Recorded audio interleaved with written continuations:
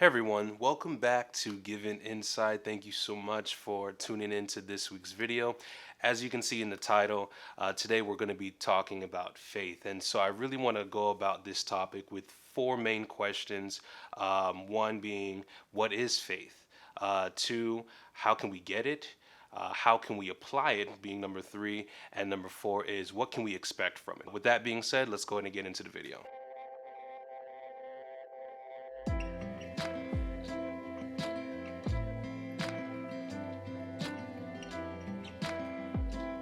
So, question number one is, what is faith? And so, the best way we can answer that question is to go to the Word of God and see what the Bible has to say about faith and what it actually is. So, Hebrews chapter 11, verse 1 says, "Now faith is the assurance of things hoped for, the conviction of things not seen." So to me, that verse is basically saying you have a confidence in things that you hope for, a firm belief in things that you can't even see. You can't really prove, right? It's not tangible, it's not in front of you. And so let me give this example. Let's say there's a chair and you want to sit in it. More than likely, you're not going to question who built this chair. You're not going to question on whether or not they put all the pieces together. Was the design correct? No, you're just going to take the chair and sit down. Believe it or not, that is a type of faith that you're exercising right there. You don't know the person who built that chair. You don't know the history of that person. You don't know if they're good at what they do, if they're good at building chairs. You just trust that the chair will do what a chair is supposed to do. When you sit down, you expect the chair to hold you up. And this is what faith really is. You don't have evidence that that chair is going to work, but you are confident that it will stay up when you sit down. You have a firm belief that the person that built the chair did it properly, designed it correctly so that it can do its job when you sit down. And that is basically essentially what faith is. And that is basically what Hebrews 11 verse 1 is explaining to us. Okay, so question 2. How do we get faith? And again, let's go to the Word of God and see what it has to say. Check out Romans chapter 10 verse 17. "So then faith comes by hearing, and hearing by the Word of God." All right, so that's a pretty straightforward answer. We gain faith by hearing the Word of God. And so I like to give this example. Let's say you meet a person for the first time and you only have 10-15 minutes to have a conversation with them. And then maybe later on someone asks you the question, hey, do you think that person is trustworthy? Do you think you could trust them? And you probably would answer, well, I'm not sure yet. I have to spend more time with them. I have to get to know them. I need to understand who they are as a person, their character. It's no different from God.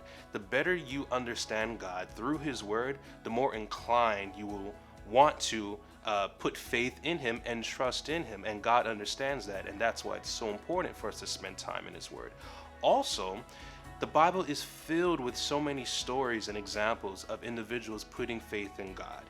We can think of David and Goliath, Moses at the Red Sea, even Jesus during His ministry. So many individuals came to Him, and because of their faith, they received healing from different diseases and illnesses. And so when you read those stories and you see the results of people just like you and I putting faith in God, that encourages us and strengthen our faith and encourage us to put faith in God even more so. So that is an awesome answer from the Word of God on how we can gain more faith. So question number 3 is, how do we apply faith, right? So how do we use faith?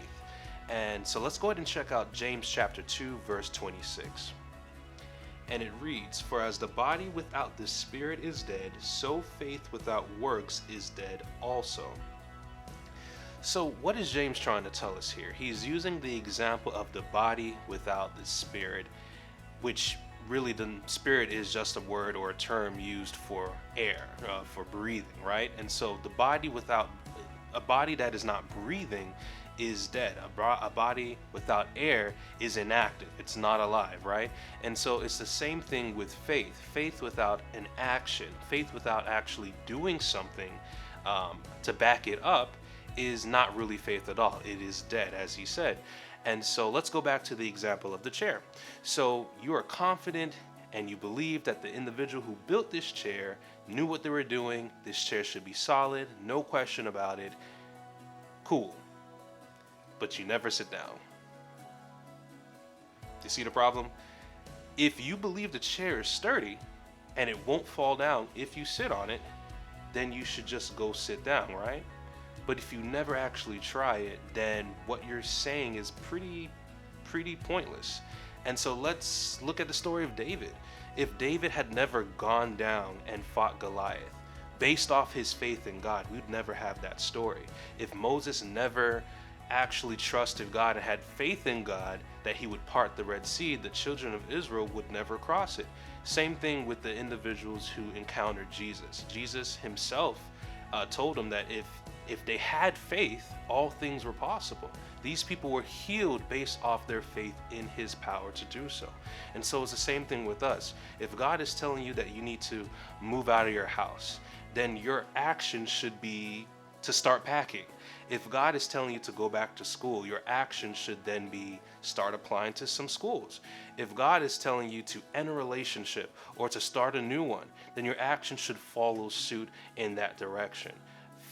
It is one thing to say we believe God, it is one thing to say we trust him, but if our actions don't reflect that faith in him, then as James has stated, it is dead. And so keep that in mind.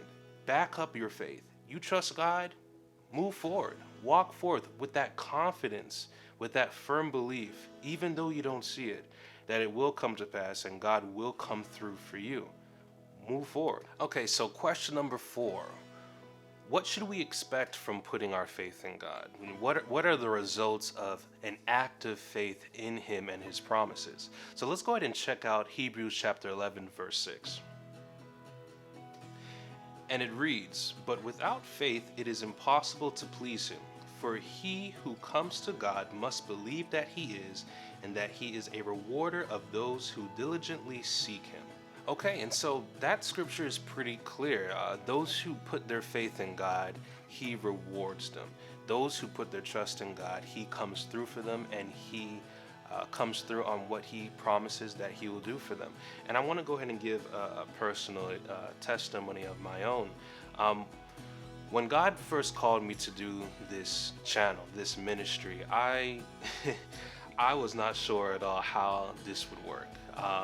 I had no idea I would be doing YouTube, and it was very challenging for me to trust God and walk in a direction that I was not familiar with. I was completely uncomfortable with this idea, but I knew God was calling me to do this. I felt him impressing me to walk in this direction, and ultimately, I ended up quitting my job to do this channel. I know many of you may not know that, but I quit my job. I left my job to start this ministry, and it was not easy. Me being a husband, a fairly new husband at that, it was pretty challenging to want to give up, I guess, my source of income to start a YouTube channel. But I went back to his word, and I read God's promises to me, and so I had to trust him. I mean, there's just no other way. I had to trust that he was going to take care of us, and he is. I can attest, he truly is taking care of me and my wife, as I am trusting him in doing this ministry and this YouTube channel. So the things and the stuff that I'm trying to teach you guys is not something that I'm not experiencing in my life for myself.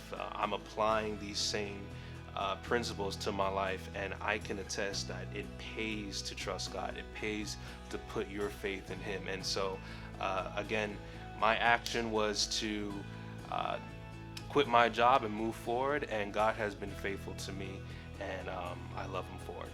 So that is all for this video. I hope this has been a blessing. I hope that it has brought some value to your life. Faith is definitely one of those things that we all struggle with. I know, again, I struggle with it honestly all the time. It is a growing process. It is not something you will get overnight. So be encouraged that it takes a while. It takes some time to grow that faith, but know that God is all wise, he's all knowing, and he's going to put you in circumstances and situations that's going to help cultivate and build that faith even stronger. And so God is in it with you. He's in it with me, and He's here helping us to get better and better every day.